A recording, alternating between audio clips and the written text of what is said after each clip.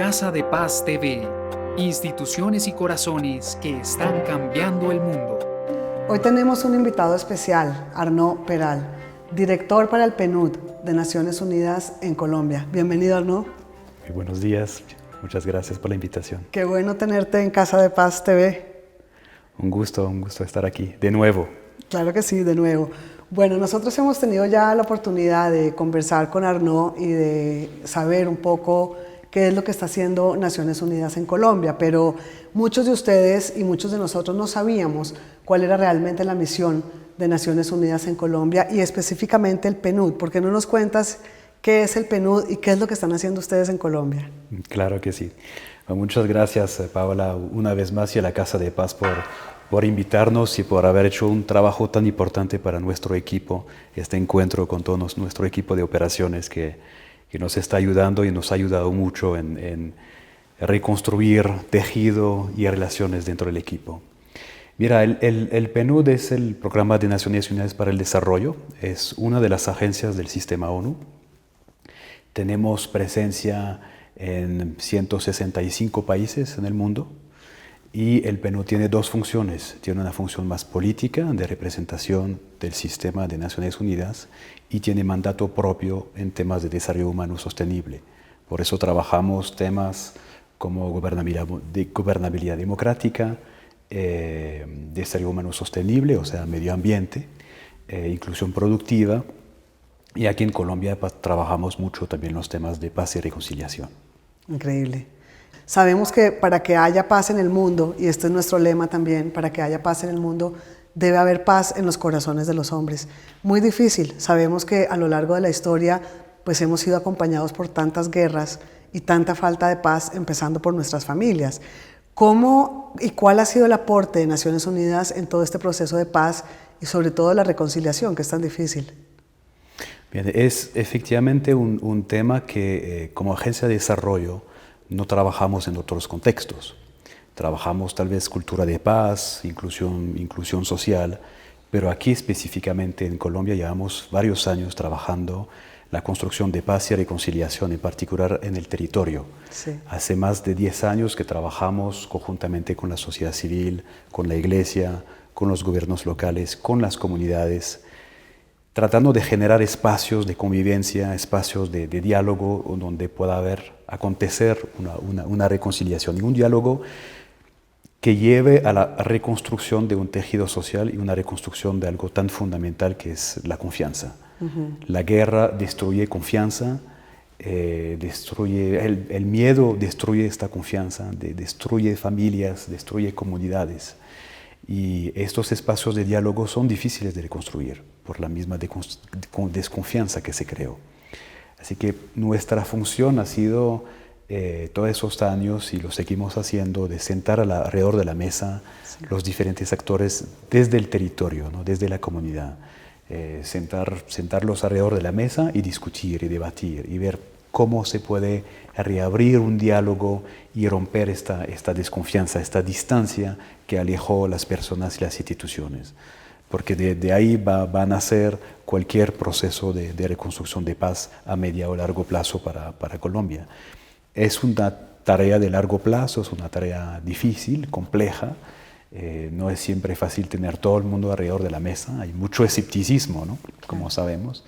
Pero eso es la tarea en la cual estamos empeñados desde hace muchos años, con éxitos, con digamos, situaciones más difíciles.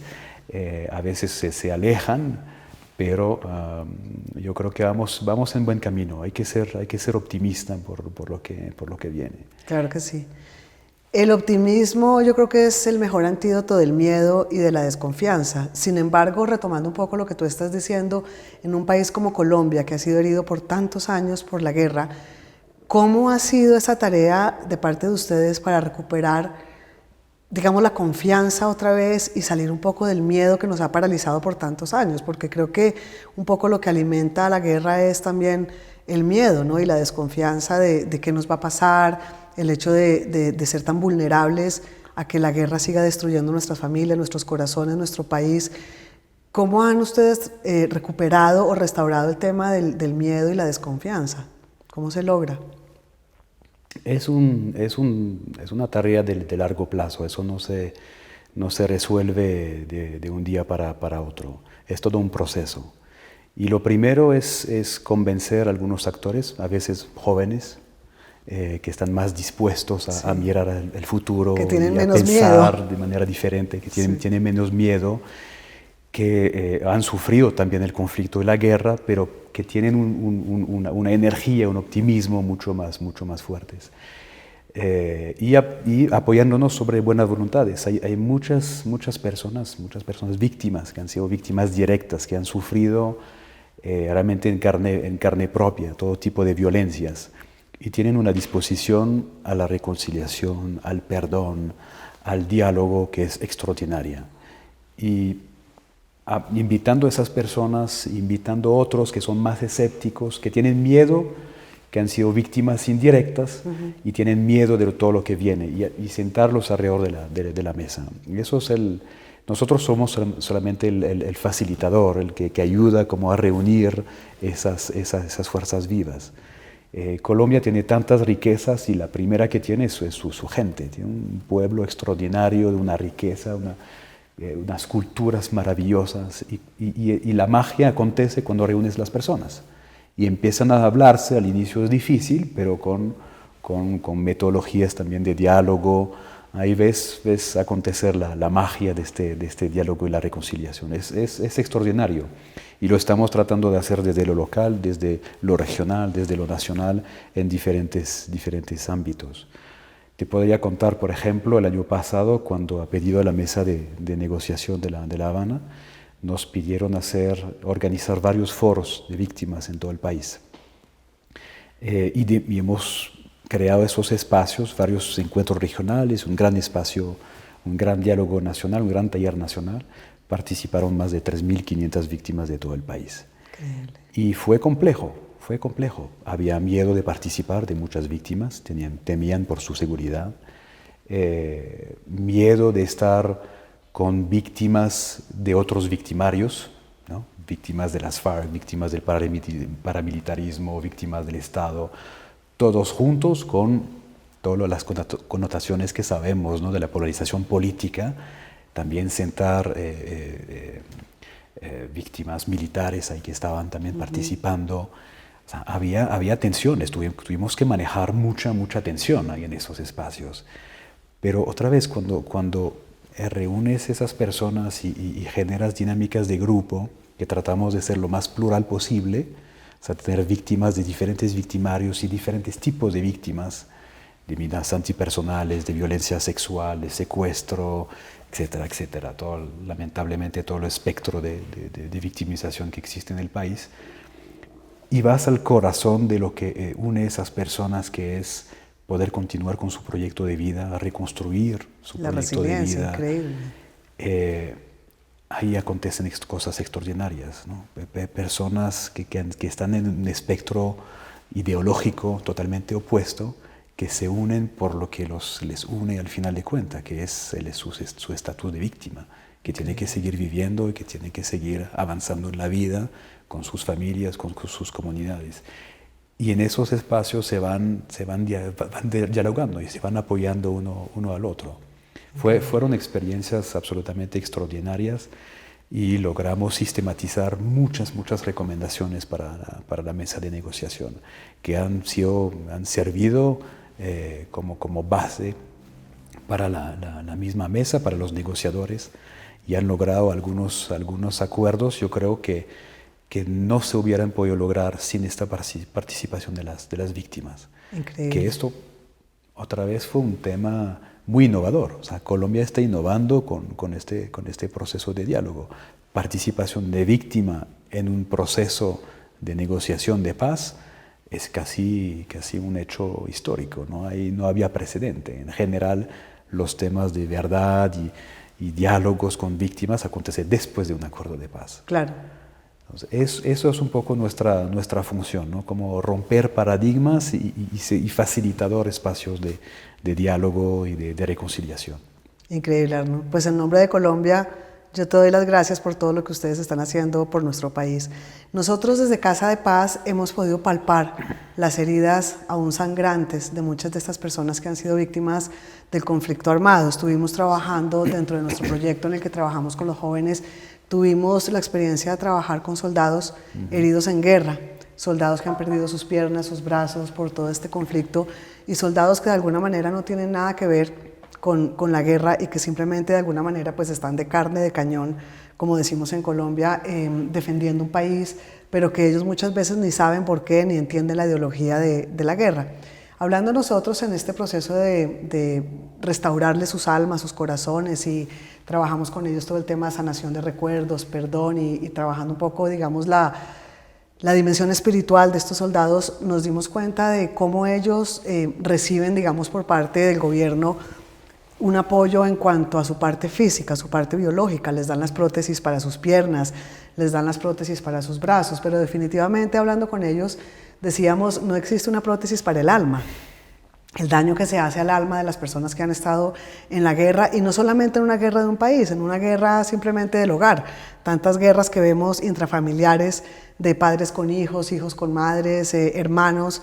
Definitivamente lo que rompe es el alma humana. Y nosotros desde Casa de Paz, de la mano de ustedes también hemos estado trabajando en la restauración del alma de las personas. ¿Qué juego tiene la dimensión espiritual, no la religiosa, sino la espiritual en todo este proceso? ¿Ustedes apelan un poco a la dimensión espiritual? ¿Creen en la dimensión espiritual para esta restauración de las vidas de estas personas?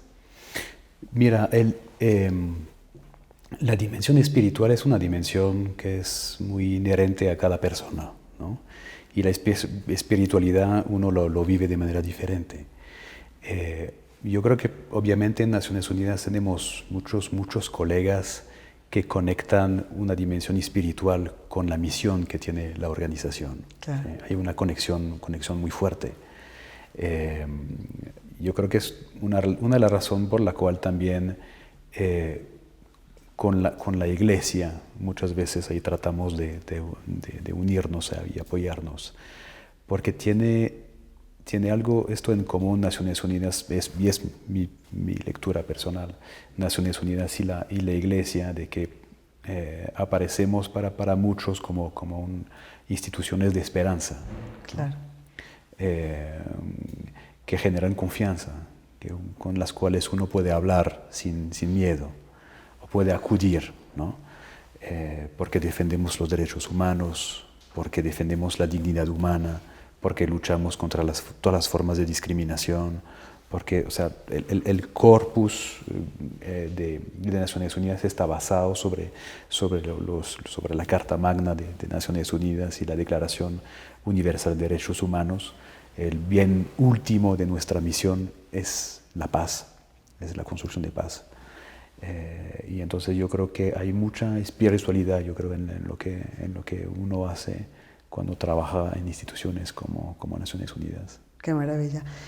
Nosotros trabajamos con un grupo grande de Naciones Unidas en Casa de Paz, y para mí personalmente fue muy impactante ver cómo ustedes, manejando toda esta carga laboral y toda esta responsabilidad tan grande de hacer el acompañamiento de todo el proceso de paz en Colombia, cómo encuentran ustedes la paz interior personal y a nivel también institucional, porque creo que no debe ser fácil, ¿no?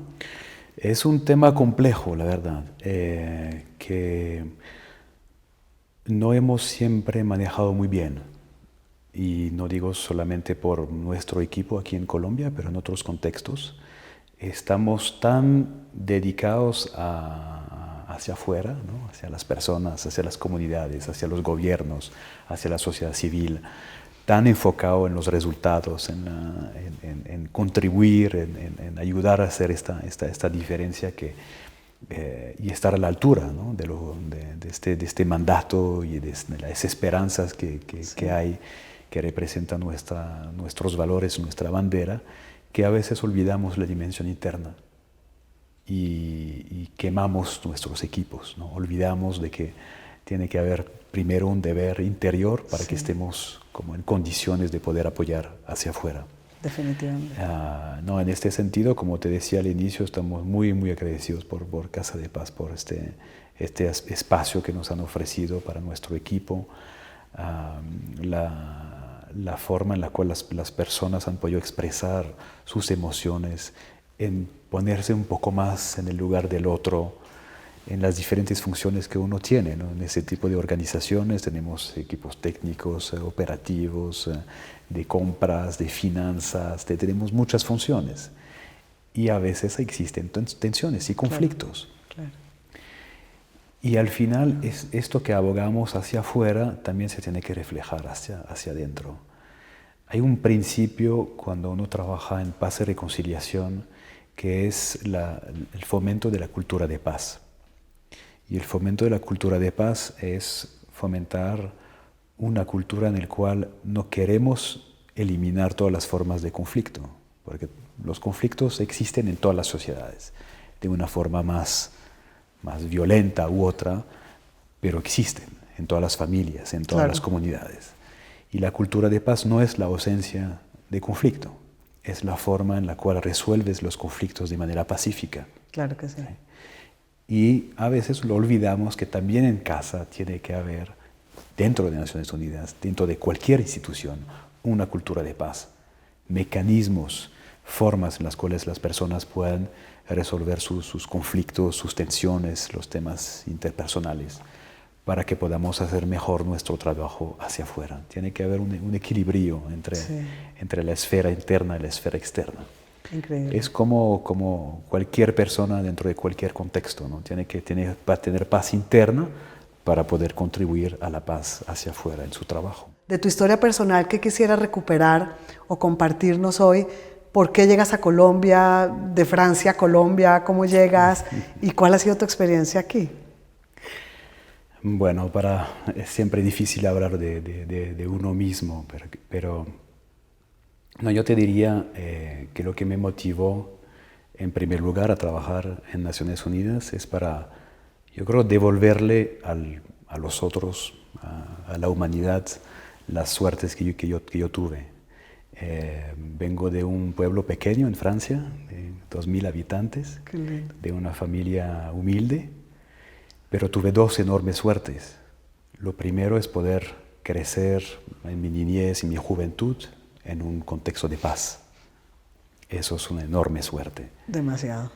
La segunda es haber tenido también la enorme oportunidad de poder estudiar, de haber crecido en un país donde existen posibilidades para todas las familias, hasta las más humildes, de poder acceder a la educación pública gratuita. Esas dos suertes, después de haber, digamos, crecido, estudiado y empezado a viajar, me he dado cuenta que no son elementos tan evidentes para muchísima gente en el mundo. Exactamente. Entonces se ha vuelto un poco como mi motor de vida, ¿no? De devolver a los demás las suertes que yo tuve y aportar mi grano de arena a esta humanidad que lamentablemente sufre esa discriminación, violencia, desnutrición, falta de oportunidades laborales, falta de oportunidades para poder estudiar. Y no me conformo, no me conformo con esas situaciones. Quiero poder aportar algo. Y he encontrado en Naciones Unidas un espacio en el cual, de manera modesta y humilde, aportamos nuestra piedra al edificio de la paz, la reconciliación, la generación de oportunidad, de poder dar voz a los que no tienen voz, porque lamentablemente la discriminación, las brechas que existen han callado las voces de muchas personas. Yo te voy a decir una cosa tal vez un poco provocativa, pero como un ojo un poco externo sobre Colombia. Yo creo que los temas de paz y reconciliación se han construido a lo largo de todos esos años, 60 años de conflicto, se han vuelto temas muy políticos y muy mediáticos, ¿no? Sí. Periodistas que que han hecho su carrera como comentaristas de los temas de paz y reconciliación, políticos que han hecho también su carrera alrededor de esos temas y se han vuelto temas de debate permanente. Y cada vez que ves una luz de optimismo, hay un sí pero, ¿no? Sí creo en la paz, pero hay esto. Sí creo en el proceso, pero. O sea, hay siempre una cultura así del debate y que como oculta, ¿no? lo que significa realmente la paz y la reconciliación. Porque sin paz es muy complejo para un territorio, una comunidad y un país salir adelante. Tiene que ser el fin último de todos. Y todos pueden aportar y están aportando sin darse cuenta a este edificio. Pero yo creo que como sociedad, como medios, como todos los que tienen una voz mediática, deberían indignarse un poco más por otros sufrimientos, ¿no? Debería haber mucho más indignación por tener más de 60% de pobreza en el Chocó, por niños que se mueren de desnutrición en la Guajira. Ahí debe haber mucho más indignación y estar eso en primera plana. Pero lo que vemos en primera plana es la declaración de uno contra el otro sobre el proceso de paz. Yo creo que eso debería ir pasando poco a poco a la segunda y tercera plana y estar un poco más al frente esas brechas inaceptables con la cual se convive en la sociedad colombiana. De acuerdo. Dolorosamente, a veces nuestros políticos y nuestros medios de comunicación se quedan centrados en lo que vende, tal vez actuando muchas veces desde el ego y olvidándonos un poco de esta misericordia de la que tanto nos ha hablado el Papa Francisco, en donde él nos invita a regresar al corazón humano, a la humanidad, a lo que realmente mueve internamente el corazón de cada ser humano, y es al final lo que mueve el mundo. Escuchando yo al Papa Francisco en unas entrevistas que hizo hace poco, él decía, hoy en día fragmentados en diferentes países del mundo se está viviendo la Tercera Guerra Mundial sin darnos cuenta.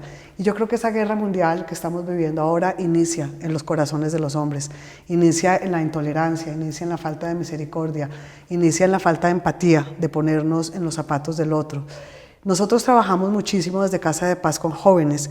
¿Cuál es el papel de los jóvenes en esta reconstrucción de una nueva Colombia? Fundamental. Los jóvenes son el vector de cambio de cualquier sociedad. Y Colombia tiene una oportunidad extraordinaria, tiene una juventud vibrante, con sueños, con ganas de cambiar. Y eso no va a ser para siempre, ¿no? Colombia está en transición demográfica. A partir de 2030 y 2040 la sociedad va a empezar a envejecer. O sea que esos vectores de cambio son ahora, pero es una juventud que a veces no está escuchado, que tiene problemas de inserción social, laboral. La tasa de desempleo nacional, que está más o menos en 8%, 8.2%, en jóvenes es más de 15%, o sea, es el doble. Y si tomas la población de mujeres jóvenes, el desempleo es más de 20%. ¿Sí? O sea, 3 veces el de los hombres, que está en 7%. O sea, hay brechas muy, muy grandes. Y yo creo que hay que hacer un esfuerzo enorme para traer esos jóvenes, ayudarlos con sus proyectos de vida. Yo creo que el camino que está tomando el país de invertir más en educación es muy positivo, pero tiene que haber también un esfuerzo adicional, yo creo, del sector privado, de las fuerzas económicas del país, para ir creando más oportunidades de más y mejores empleos e incluir esos jóvenes, darles más voz en ámbitos sociales, económicos, políticos, para que puedan ser las fuerzas vivas de cambio.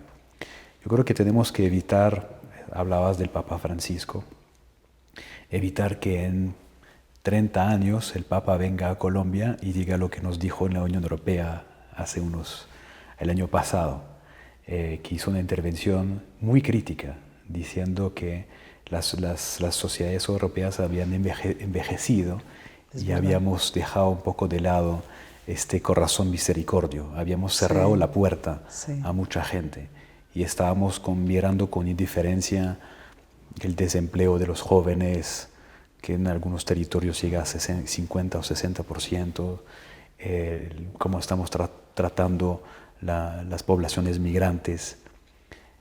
Y yo estaba reflexionando, ¿no? con esa transición demográfica que está conociendo Colombia y muchos países latinoamericanos, eso podría suceder, ¿no? Que no hagamos en este momento los cambios profundos de inclusión social, de cierre de brechas, que si no lo hacemos de construcción de paz, si no lo hacemos ahora con una población más envejecida, ¿no? En unas décadas va a ser aún más difícil hacer esas reformas y esas transformaciones. De acuerdo. Así que hagámoslo ahora, cuando se puede, aprovechando a esos jóvenes. Definitivamente. Yo creo que de todo lo que hemos hablado hoy con Arnaud, definitivamente nos damos cuenta que el gran problema de la humanidad no es de origen político, no es de origen económico. El gran problema de la humanidad y sobre todo el problema de la falta de paz es el desamor. El desamor que encontramos en los corazones. Lo que no me toca no me importa, lo que definitivamente no afecta a mi vida personal, a veces lo hago de lado y me hago ciego ante tanto dolor que hay en el mundo. Y me gustaría que cerraras con un mensaje para los jóvenes, un mensaje para las familias, cómo pueden ellos contribuir con un granito de arena a la paz de nuestro país y a la paz del mundo. Yo creo que el mensaje para los jóvenes, para las familias, sería abrir sus corazones, abrirse al vecino, abrirse a los desafíos que vienen, invitar en su entorno, en su comunidad, abrirse a las víctimas, abrirse a todos los componentes de la sociedad. Es una sociedad muy, muy rica, muy generosa, y esta generosidad es el momento de demostrarlo en este momento de transición hacia la construcción de paz.